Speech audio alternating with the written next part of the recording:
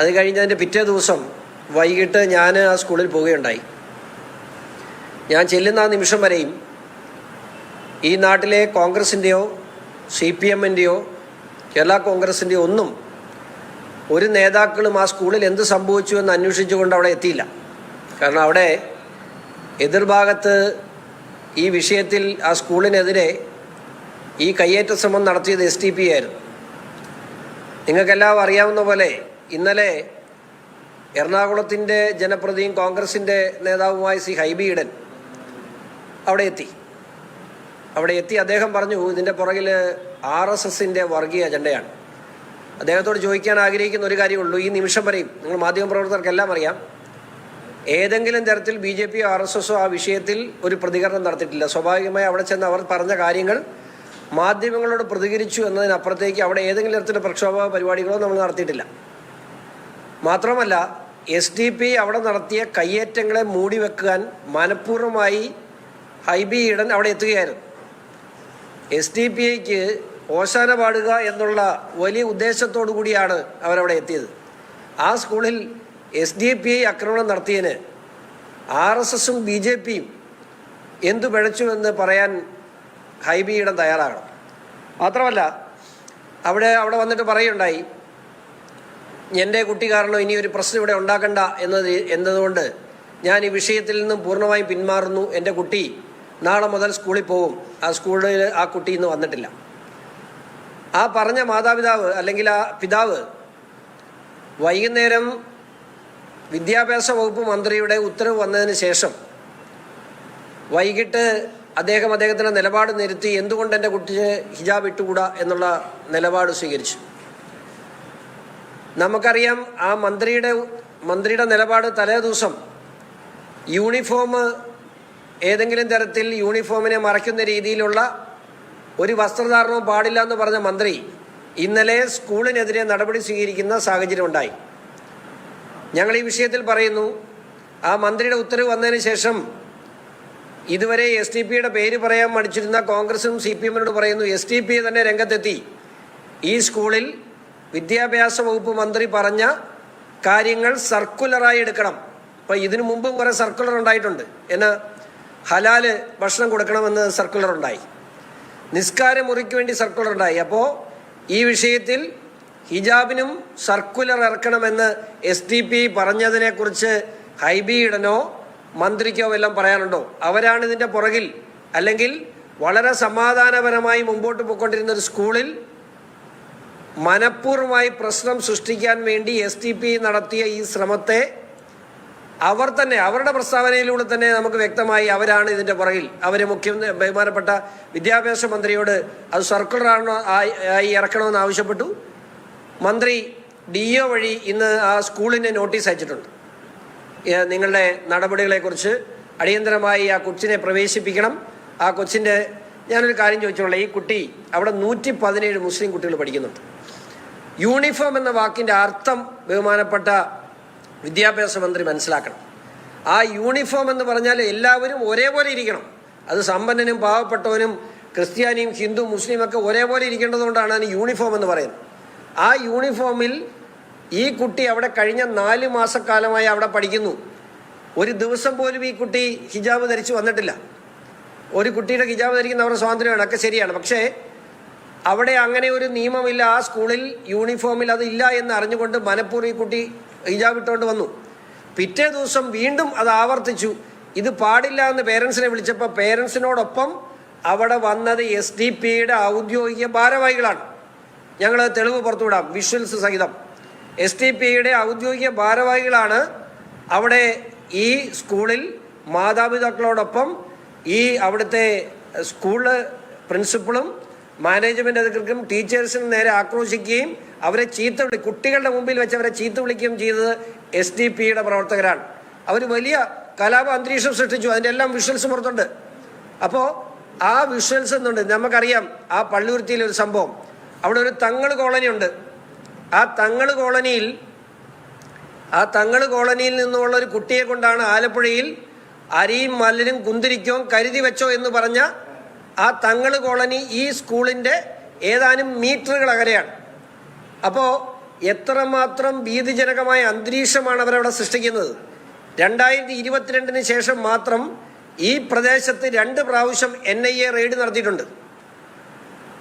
അവിടെ ഇപ്പോഴും പഴയ സിമി പ്രവർത്തകർ നിരവധിയായിട്ടുള്ളൊരു പ്രദേശമാണ്. അപ്പോൾ ഇവരെന്തിനാണ് ശ്രമിക്കുന്നത്? കേരളത്തിലെ പൊളിറ്റിക്കൽ ഇസ്ലാമിൻ്റെ അജണ്ട നടപ്പിലാക്കുവാൻ ഇസ്ലാമിക് സ്റ്റേറ്റ്, ഇന്ത്യയിലെ ഇസ്ലാമിക് സ്റ്റേറ്റിൻ്റെയും പൊളിറ്റിക്കൽ ഇസ്ലാമിൻ്റെയും ഏറ്റവും വലിയ കോൺസെൻട്രേഷൻ സെൻ്ററായി കേരള സംസ്ഥാനം മാറിയിരിക്കുന്നു. ആ മാറിയ കേരള സംസ്ഥാനത്ത് ഇവരുടെ 10 വോട്ടിന് വേണ്ടി സംസ്ഥാനം ഭരിക്കുന്ന CPM-ഉം പ്രതിപക്ഷത്തിരിക്കുന്ന കോൺഗ്രസും ഇതിന് ചൂട്ടുപിടിച്ചു കൊടുക്കുകയാണ്. ഇവർ ഈ നാടിനെ ഇല്ലായ്മ ചെയ്യുന്നു. നമുക്കറിയാം, ഇസ്ലാമിക് സ്റ്റേറ്റ് ആരംഭിക്കുന്ന സ്ഥലങ്ങളിലെല്ലാം തുടക്കത്തിലുള്ള പ്രവണതകൾ ഇതാണ്. അന്യമതസ്കരുടെ വിദ്യാഭ്യാസ സ്ഥാപനങ്ങൾ ഉൾപ്പെടെ വലിയ രീതിയിലുള്ള പ്രവണതകൾ നമുക്കറിയാം. ഈ കഴിഞ്ഞ ദിവസങ്ങളിൽ മാത്രം എടുത്തു നോക്കിയാൽ വഖഫ് വിഷയത്തിൽ ആ ഭൂമി മുനമ്പം ജനതയുടേതാണ് എന്ന് പറഞ്ഞുകൊണ്ട് ഡിവിഷൻ ബെഞ്ച് ഉത്തരവ് വന്നിട്ട് ഇന്ന് 5 ദിവസം കഴിയുന്നു. ഈ നിമിഷം വരെയും അതിൽ തീരുമാനമെടുക്കാതെ അതിൻ്റെ പുറകിൽ വഖഫ് സംരക്ഷണ സമിതി എന്ന് പറഞ്ഞ് ജമാഅത്തെ ഇസ്ലാമി, SDP കൂട്ടുകെട്ടിലുള്ള ആളുകളൊക്കെ സുപ്രീം കോടതിയിൽ അപ്പീൽ കൊടുക്കാൻ സർക്കാർ മനഃപൂർവ്വം സമയം നീട്ടിക്കൊടുക്കുകയാണ്. എന്തിന്? ലവ് ജിഹാദിൻ്റെ വിഷയമുണ്ടായ നമ്മുടെ കോതമംഗലത്തെ പെൺകുട്ടി ആത്മഹത്യ ചെയ്തു. ആ കുട്ടിയുടെ ഫൈനൽ ചാർജ് ഷീറ്റ് അന്വേഷണ റിപ്പോർട്ട് കോടതിയിൽ സമർപ്പിച്ചപ്പോൾ അവിടെ പ്രണയത്തിൻ്റെ പേരിൽ വഞ്ചിക്കപ്പെട്ടിട്ടില്ല, മതപരിവർത്തനത്തിന് ആ കുട്ടിയെ നിർബന്ധിച്ചിട്ടില്ല, അതിൻ്റെ പേരിലല്ല ആ കുട്ടി ആത്മഹത്യ ചെയ്ത്. ഇതൊക്കെ പറയുന്നത് കേരള പോലീസാണ്. അപ്പം ഇവിടെ കേരളത്തിൻ്റെ ഗവൺമെൻറ്റിനെയും പോലീസിനെയും നിയന്ത്രിക്കാൻ തൽക്കത്ത രീതിയിൽ കേരളത്തിലെ ഇത്തരത്തിലുള്ള രാജ്യവിരുദ്ധ സംഘടനകൾ ഇവിടെ പ്രവർത്തിക്കുന്നു. അവർ സംസ്ഥാനത്തിൻ്റെ ഭരണത്തെയും പ്രതിപക്ഷത്തെയും നിയന്ത്രിക്കുന്ന സാഹചര്യം ഇവിടെ ഉണ്ടാകുന്നു. ഇതിനെ പ്രതിരോധിച്ചേ മതിയാവും. ഇത് ഒരു സംഭവം പുറത്ത് വരാതെ ഭീഷണിയുടെ പുറത്ത്, ഇത്തരത്തിലുള്ള ഭീഷണിയുടെ പുറത്ത് അവർ പറയുന്നത് അനുസരിച്ച് കൊടുക്കേണ്ട ഗതികേടുണ്ടാകുന്ന നിരവധി സ്കൂളുകൾ കേരളത്തിൽ പ്രവർത്തിക്കുന്നു എന്ന് ഞങ്ങൾ അറിയുന്നു. ഭാരതീയ ജനതാ പാർട്ടിക്ക് പറയാനുള്ളത് ഒന്നേ ഉള്ളൂ, അത് ഇവിടെ മാത്രമല്ല എവിടെയും ഇത്തരത്തിലുള്ള വിഷയങ്ങൾ, ഇത്തരത്തിലുള്ള രാജ്യവിരുദ്ധ സംഘടനകളുടെ ഭീഷണി ആർക്കുണ്ടായാലും അവരെ സംരക്ഷിക്കാൻ ഭാരതീയ ജനതാ പാർട്ടി ഉണ്ടാവും. ഈ പാർട്ടിയുടെ പ്രഖ്യാപിത നയമാണ്. ഈ രാജ്യത്തെ എല്ലാവരെയും ഒരേപോലെ കാണാൻ തന്നെയാണ് ഞങ്ങൾ ആഗ്രഹിക്കുന്നത്. പക്ഷേ രാജ്യവിരുദ്ധ ശക്തികളെ പാലൂട്ടി വളർത്തുന്ന നിലപാടിൽ നിന്നും കമ്മ്യൂണിസ്റ്റ് പാർട്ടിയും കോൺഗ്രസും പിന്മാറണം. ഇത് നാളെ നിങ്ങളുടെ കൈ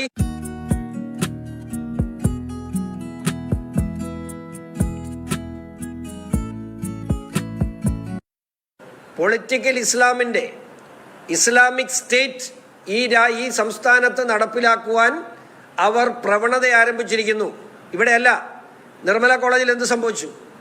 ഇത് തന്നെയാണ്. എന്തിനും വേണ്ട, കളമശ്ശേരിയിൽ ആ കന്യാസ്ത്രീമാരുടെ മഠം പൊളിച്ച് 100 മീറ്ററോളം അത് പൊളിച്ച് ഒരു രാത്രി കൊണ്ട് SDPI ഗുണ്ടകൾ കാണിച്ച തെമ്മാടിത്തം സിവിൽ കേസാണെന്നാണ് പറഞ്ഞത്. സിവിൽ കേസാണ്. എങ്ങനെ ഒരു രാത്രി കൊണ്ട് 70ഓളം ഗുണ്ടകൾ അതിക്രമിച്ച് കയറി, അതും നല്ലൊരു ശതമാനം SDPI പിൻബലമുള്ള ആളുകൾ കളമശ്ശേരിയിൽ ആ മതിൽ മുഴുവൻ ഒരു രാത്രി കൊണ്ടൊരു ഇഷ്ടിക കഷ്ണം പോലും ഇല്ലാതെ അവിടുന്ന് പൊളിച്ചടുക്കിക്കൊണ്ട് പോയിരിക്കുന്നു. ഇതൊക്കെ ഈ സമീപ പ്രദേശത്ത് ഈ ദിവസങ്ങളിൽ കേരള സംസ്ഥാനത്ത് നടക്കുന്നതാണ്. ഇനിയും ഇതിനെതിരെ പ്രതികരിക്കാതെ, ഇതിനെതിരെ കണ്ണടച്ചുകൊണ്ട് വോട്ട് ബാങ്ക് രാഷ്ട്രീയം ലക്ഷ്യമാക്കി ഇനിയും CPM-ഉം കോൺഗ്രസും ഈ നിലപാട് സ്വീകരിച്ചു പോയാൽ ഈ കേരള സംസ്ഥാനം നിങ്ങൾ പിടിച്ചാൽ പോലും കിട്ടാത്ത അവസ്ഥയിലേക്ക് പോകുമെന്നുള്ള കാര്യത്തിൽ ഒരു സംശയമില്ല. ആ കാര്യത്തിൽ CPM-ഉം കോൺഗ്രസും നിലപാട് വ്യക്തമാക്കണം. ഏതർത്ഥം കൊണ്ടും ഇത്തരം പ്രവണതകൾക്കെതിരെ ശക്തമായ നിലപാട് സ്വീകരിച്ച് ഭാരതീയ ജനതാ പാർട്ടി മുമ്പോട്ട് പോകും എന്നറിയിക്കാനും, ഏത് തലത്തിലും ഇത്തരത്തിലുള്ള പ്രവണതകൾക്കെതിരെ ഇത്തരത്തിലുള്ള സ്ഥാപനങ്ങൾക്ക് അവരുടെ ആത്മാഭിമാനം സംരക്ഷിച്ചുകൊണ്ട് ഈ നാട്ടിൽ ഏതു സ്ഥാപനം നടത്താനും ഭാരതീയ ജനതാ പാർട്ടി അവരോടൊപ്പം ഉണ്ടാകും. അത് ഇന്നവരെന്നും മാത്രമല്ല, ആർക്കും ഇന്ത്യൻ ഭരണഘടന നൽകുന്ന എല്ലാ സ്വാതന്ത്ര്യങ്ങളും അത് ന്യൂനപക്ഷ സ്ഥാപനങ്ങൾക്കുണ്ട്, വ്യക്തികൾക്കുണ്ട്. ഇതുമായി ബന്ധപ്പെട്ട് നിരവധി കോടതി ഉത്തരവുകൾ നിലവിലുണ്ട്. ആ കോടതി ഉടുപ്പിയിൽ ഇവർ ചെയ്തത് തന്നെയാണ്. ഉടുപ്പിയിൽ സമാനമായ വിഷയമാണ് ഇവിടെ ലഹള ഉണ്ടാക്കിയത്. അപ്പോൾ ഇവർക്ക് ഇത് ലഹളയാണ് ഇവരുടെ ഉദ്ദേശം. പഞ്ചായത്ത് തെരഞ്ഞെടുപ്പിന് മുമ്പ് വലിയ രീതിയിലുള്ള വർഗീയ ധ്രുവീകരണം സൃഷ്ടിക്കാൻ പർപ്പസ്ഫുള്ളി നടത്തിയതാണ്. പക്ഷേ കുറച്ചൊന്ന് പാളിപ്പോയി. അവർ വീണ്ടും വിദ്യാഭ്യാസ മന്ത്രിയെ വിലക്കെടുത്തുകൊണ്ട് അല്ലെ ഭീഷണിപ്പെടുത്തിക്കൊണ്ട് വീണ്ടും ആ ആവശ്യവുമായി രംഗത്തെത്തിയാണ്. സമാധാനപരമായി പോയ ഒരു സ്ഥാപനത്തിനെ ഇല്ലാതാക്കുവാൻ ഇവിടെ നടത്തുന്ന ശ്രമം, അതും ഒരു വിഭാഗത്തിന് നേരെ നടത്തുന്ന ഈ കയ്യേറ്റ ശ്രമം നോക്കി നിൽക്കാനാവില്ല. ഞങ്ങൾ കൂടെ ഉണ്ടാവും.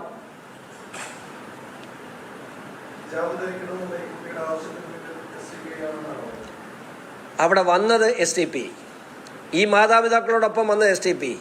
ഇന്ന് നമ്മുടെ വിദ്യാഭ്യാസ വകുപ്പ് മന്ത്രിയുടെ സ്റ്റേറ്റ്മെന്റ് വന്നതിന് ശേഷം അത് സർക്കുലർ ആക്കണമെന്ന് ആവശ്യപ്പെട്ടത് SDP വേറെ ആരും ആവശ്യപ്പെട്ടില്ലല്ലോ, SDP ആണ്. അപ്പം അതിൻ്റെ അർത്ഥം ഇതിൻ്റെ പുറകിൽ SDP അല്ലാതെ പിന്നെ ആരാണ്? മാത്രമല്ല അവിടെ വന്ന ആളുകൾ ആ കന്യാസ്ത്രീമാരോട് ഞങ്ങൾ STPയുടെ ഭാരവാഹികളാണോ എന്ന് പരിചയപ്പെടുത്തി. അതിനേക്കാൾ കൂടുതലൊന്നുമില്ലല്ലോ.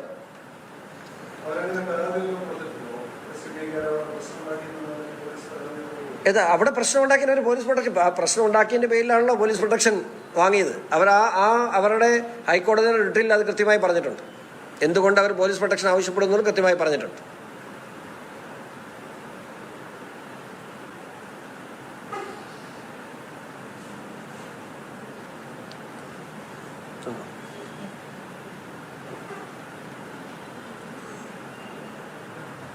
മാത്രമല്ല ഒരു കാര്യം കൂടെ പറയണ്ട, ഹൈബി ഈഡൻ അവിടെ ചെന്ന് എല്ലാ വിഷയങ്ങളും പരിഹരിച്ചു, കോംപ്രമൈസ് ചെയ്തു എന്ന് പറഞ്ഞു.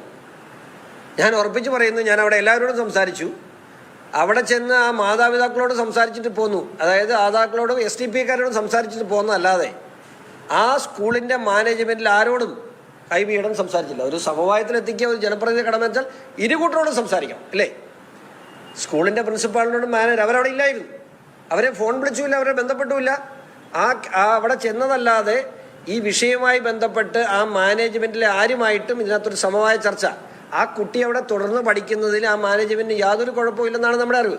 പക്ഷേ അങ്ങനെ ഉണ്ടെങ്കിൽ ആ മാതാപിതാക്കളോട് സംസാരിച്ച ആ കാര്യം അത് മാനേജ്മെൻറ്റിനോട് സംസാരിക്കുമ്പോഴല്ലേ, അവരപ്പോൾ SDP-യോട് സംസാരിക്കാൻ വേണ്ടി മാത്രമാണോ ഈ ഹൈബിയുടെ അവിടെ പോയത്? എന്തായിരുന്നു ഇവരുടെയൊക്കെ ഉദ്ദേശം? എന്തുകൊണ്ടാണ് ഇവർക്ക് മിണ്ടാൻ ഭയം? ഛത്തീസ്ഗഡിലോട്ട് വിമാനം കയറി ഇവരാരും ഇവിടെ ഈ പള്ളുരുത്തി വരെ പോകാൻ ഇവർക്ക് എന്താ ഇത്ര മടി, എന്താ പേടി? CPM-ന്റെ നേതാക്കന്മാരെ ഒത്തിരി MP-മാരുണ്ടായിരുന്നല്ലോ അവിടെ എത്തിയേ, ബ്രിട്ടാസ് ഉൾപ്പെടെ. അവരൊക്കെ എവിടെ? ജോസ് കെ മാണി എവിടെ? ഇവിടുത്തെ MLA-മാരും MP-മാരും എവിടെ? അവരാരും കാണുന്നില്ലല്ലോ ഇതിനെക്കുറിച്ചൊന്ന് അന്വേഷിക്കാൻ. അവർ പോയി നിലപാടൊന്നും പറയണ്ട, അവിടെ ചെന്നൊന്ന് അന്വേഷിച്ചൂടെ? അവിടെ ചെന്നൊന്ന് അന്വേഷിക്കാമല്ലോ ഇതെന്താണ് സംഭവിച്ചത്. ഞങ്ങളും അതല്ലേ ചെയ്തത്. ഞങ്ങൾ അവിടെ ചെന്നു അന്വേഷിച്ചു, തിരിച്ചു പോന്നു. അവിടെ അന്വേഷിക്കാൻ ചെല്ലാൻ പോലും ഭയമാണ്. ക്രിയേറ്റഡ് ആണ്. കുട്ടിയെ ഒരിക്കലും പുറത്തു നിർത്തിയിട്ടില്ല. എൻ്റെ അന്വേഷണത്തിൽ കുട്ടിയെ ഒരിക്കലും അവര് ഹറാസ് ചെയ്യുകയോ അപമാനിക്കുകയോ ചെയ്തിട്ടില്ല. അതൊക്കെ സ്കൂളിനെതിരെയുള്ള ഒരു വ്യാജ പ്രചരണമാണെന്നാണ് എൻ്റെ അറിവ്. അതെ അല്ല,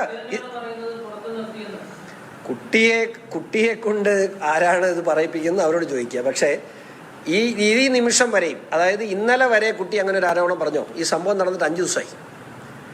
എപ്പോഴെങ്കിലും സ്വാഭാവികമായിട്ട് വ്യാഴാഴ്ച ഈ സംഭവം നടന്ന കുട്ടി അങ്ങനെ പുറത്തു നിർത്തിയിട്ടുണ്ടെങ്കിൽ വെള്ളിയാഴ്ചയും ശനിയാഴ്ചയും ഇവിടെ പരാതി കൊടുക്കാമല്ലോ. ബാലാവകാശ അവകാശ നിയമങ്ങളുണ്ടല്ലോ ഈ നാട്ടിൽ, അത് ശക്തമായുള്ള നാടാണല്ലോ. ആ എല്ലാ നിയമങ്ങൾക്കും വലിയ വില കൊടുക്കുന്ന സർക്കാരാണല്ലോ സർക്കാർ സ്വയം അവകാശപ്പെടുന്നത്. എന്തുകൊണ്ടൊരു പരാതി കൊടുത്തില്ല ഈ നിമിഷം വരെയും? ഈ വിഷയം അവർ പിടിച്ചെടുത്ത് കിട്ടിയില്ല എന്ന് SDP-ക്ക് ബോധ്യപ്പെടുത്തപ്പോഴാണ്, മാത്രമല്ല പൊതുസമൂഹത്തിൽ അവർ മോശമാകുന്നു എന്ന് അവർക്ക് മനസ്സിലായി. അപ്പോഴാണ് ഈ ഇതുണ്ടായത്.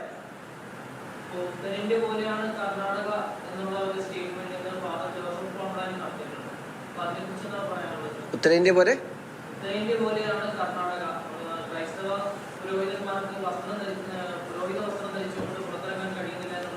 കർണാടക ഭരിക്കുന്നത് ആരാ?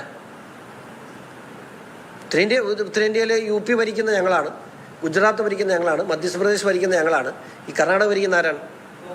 കോൺഗ്രസ് ആണ്. അത് അവിടുത്തെ നിയമം കോൺഗ്രസ് അല്ലേ നോക്കണ്ടേ, ഞങ്ങളാണ് നോക്കണ്ടേ? അല്ല, അത് അവിടുത്തെ അദ്ദേഹം കോൺഗ്രസിനെതിരെ അദ്ദേഹം ഒരു ആരോപണം ഉന്നയിച്ചാൽ അതിനെക്കുറിച്ച് മറുപടി പറയേണ്ട കോൺഗ്രസ് ആണ്, BJP അല്ല. ഉത്തരേന്ത്യ പോലെയാണ് കോൺഗ്രസ് എന്ന് വെച്ചാൽ ഉത്തരേന്ത്യയിലെ എല്ലാ സംസ്ഥാനങ്ങളും ഞങ്ങളെല്ലാം ഭരിക്കുന്നു. ഞാൻ ഒരു കാര്യം പറയട്ടെ, ഞങ്ങൾക്ക് ഏറ്റവും വലിയ ശക്തി കേന്ദ്രങ്ങൾ ഏതൊക്കെയാണ്, അല്ലെങ്കിൽ BJPയുടെ ഏറ്റവും വലിയ ഉരുക്കുകോട്ട എന്ന് പറയാൻ പറ്റുന്ന ഞങ്ങളുടെ മോദിജിയുടെ ഗുജറാത്ത്, അല്ലെങ്കിൽ യോഗി ആദിത്യയുടെ UP. ഈ ഗുജറാത്തിലെ യു പിയിൽ നിങ്ങളൊന്ന് ഗൂഗിളിൽ നോക്ക്, 1670 ക്രൈസ്തവ എഡ്യൂക്കേഷൻ ഇൻസ്റ്റിറ്റ്യൂഷൻസ് ഉണ്ട് UPയിൽ. 1670. ഇന്ത്യയിലെ ഏറ്റവും നല്ല ലോക നിലവാരം പാലിക്കുന്ന ഇന്ത്യയിലെ ഏറ്റവും നല്ല രീതിയിൽ നടക്കുന്ന എഡ്യൂക്കേഷൻ ഇൻസ്റ്റിറ്റ്യൂഷനാണ് UPയിലുള്ളത്. 1100 ഇൻസ്റ്റിറ്റ്യൂഷൻസ് ഉണ്ട് ഗുജറാത്തിൽ. അവിടെ 25 വർഷമായി BJP ഭരിക്കുന്ന സംസ്ഥാനമാണ്. അവിടെ ഒന്നും ഒരു കുഴപ്പമില്ല, ഏറ്റവും നല്ല രീതിയിൽ നടക്കുന്നത്. നാഗ്പൂർ നിങ്ങൾ പോയി അന്വേഷിക്കുക. ആ നാഗ്പൂരിൽ RSSന്റെ സംഘ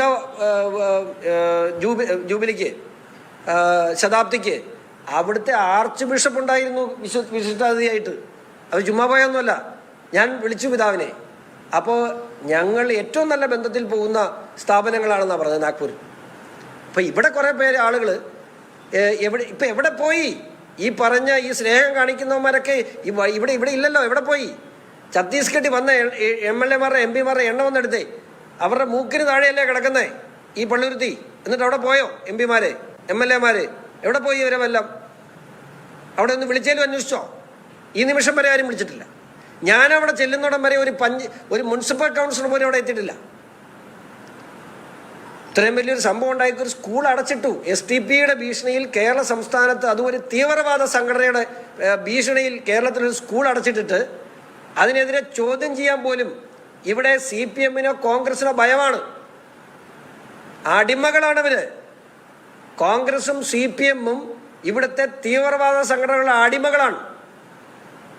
ഈ നാട് വലിയ ആപത്തിലേക്കാണ് പോകുന്നത്. ഈ നാടിനെ പിടിച്ചു നിർത്താൻ BJPക്ക് ആവും. അത് ഈ നാടിന് ബോധ്യമാകുന്ന കാലത്തിലേക്കാണ് പോകുന്നത്, വലിയ സംശയമില്ല. അത്രയും ഭീകരമാണ് ഈ നാട്ടിൽ ഇവരുണ്ടാക്കുന്ന പ്രശ്നങ്ങൾ.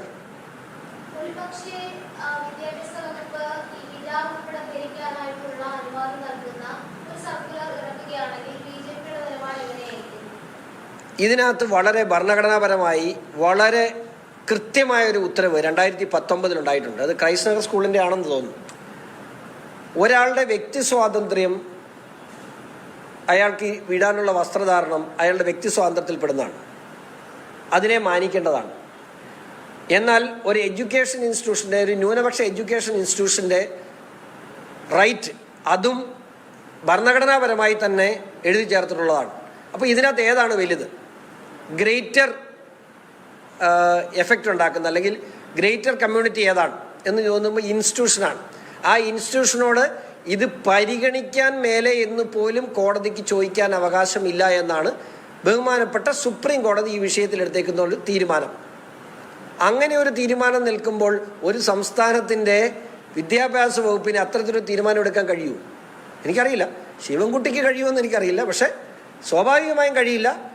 നിയമം എന്താണോ? ഇപ്പം കോടതി ഈ വിഷയത്തിൽ ഒരു തീരുമാനം എടുത്താൽ ആ തീരുമാനം നടപ്പിലാക്കാൻ തിരിച്ചു തീരുമാനം എടുത്തോ? ഞങ്ങളുടെ തീരുമാനം അതാണ്. ഇവിടെ ന്യൂനപക്ഷ സ്ഥാപനം, ന്യൂനപക്ഷം എന്ന് പറഞ്ഞാൽ ന്യൂനപക്ഷങ്ങൾക്ക് ഒന്നോ രണ്ടോ ന്യൂനപക്ഷം, എല്ലാ ന്യൂനപക്ഷത്തിനെ ഒരുപോലെ കാണണം.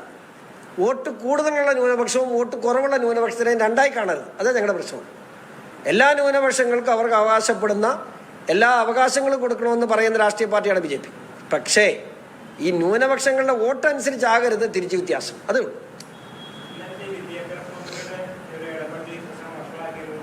തീർച്ചയായിട്ടും ഈ വിഷയത്തെ മാന്യമായി പോകാൻ കഴിയും. അവിടെ പോലീസ് പ്രൊട്ടക്ഷൻ ഉണ്ട്. ഇന്ന് ആ കുട്ടികൾ വന്നില്ല. ഇനിയിപ്പോൾ എന്നാണ് ആ കുട്ടി ഇനി അവർ എന്തെങ്കിലും പ്രക്ഷോഭം ഉണ്ടാക്കാൻ വേണ്ടി അല്ലെങ്കിൽ പ്രശ്നങ്ങൾ ഉണ്ടാക്കാൻ വേണ്ടി വെയിറ്റ് ചെയ്യണമെന്ന് പറഞ്ഞാൽ എന്തായാലും പോലീസ് പ്രൊട്ടക്ഷൻ കൊടുത്തിട്ടുണ്ട്.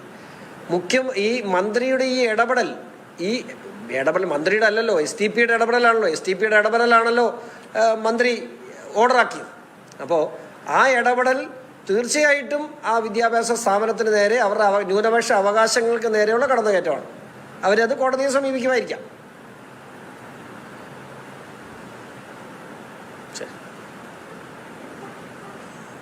ഓക്കെ.